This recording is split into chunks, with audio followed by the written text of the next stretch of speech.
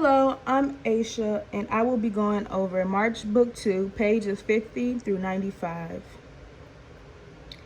After discovering the buses to Birmingham did not make it flashes back to Barack Obama inauguration. The author proudly placed this flash forward to show what African Americans have been fighting for, which is equal rights and opportunities. On May 17, 1961, the Freedom Riders made a decision to send 10 more people to replace the Riders. Two of the activists, James Verg and Paul Brooks, were taken off and arrested on the bus.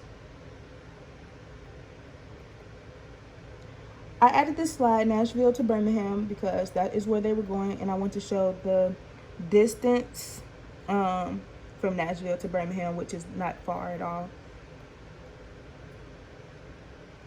As explained in March Book 2 and Freedom Riders, episode 23, on the bus, the driver knew who they were and told them to remain seated. Soon an officer got on the bus and refused them to get off.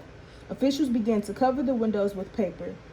The Freedom Riders on the bus did not know what was going on.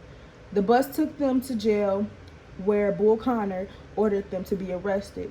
Bull Connor then orders an officer to drop them off in the middle of nowhere and tells them to walk to the train station.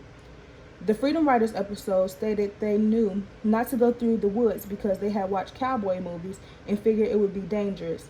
So they found a house, but they refused to enter by the male of the household. One lady insisted that they speak with the woman of the house, and she let the Freedom Riders in. In the book, they got to the house and asked to be let in, and the lady overheard them pleading to be let in and invite them inside their home. I feel that the author knew the importance to add this to the story, so he had to shorten it to make it relevant and flowing to the book. In March Book 2, they called Diane Nash to let her know about the situation. She sent over a car from Nashville so they can finish their journey. Others had heard that they were coming and had to detour. When they arrived to the bus station, their ride were canceled multiple times because there was not a single bus driver willing to take them. After Robert Kennedy spoke to Greyhound officials, and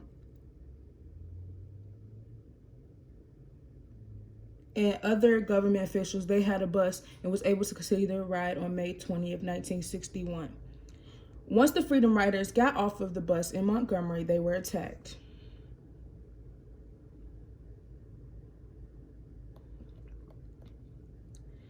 It then flashes forward to Barack Obama's inauguration again with Aretha Franklin singing "'Tis of Thee."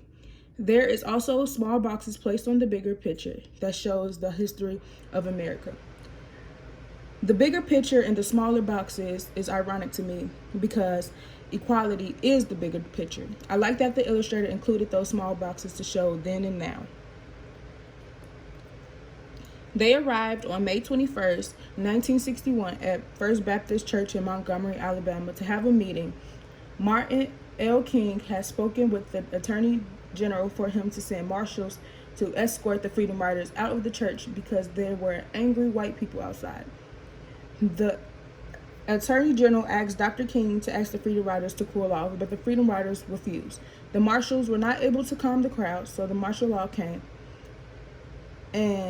to the church and refused them to leave until 4:30 a.m. Freedom Riders asked Dr. King to come, but he did not want to because he thought he would be crucified. The Riders did not like that statement because he compared himself to God, so they taunted him, calling him the Lord.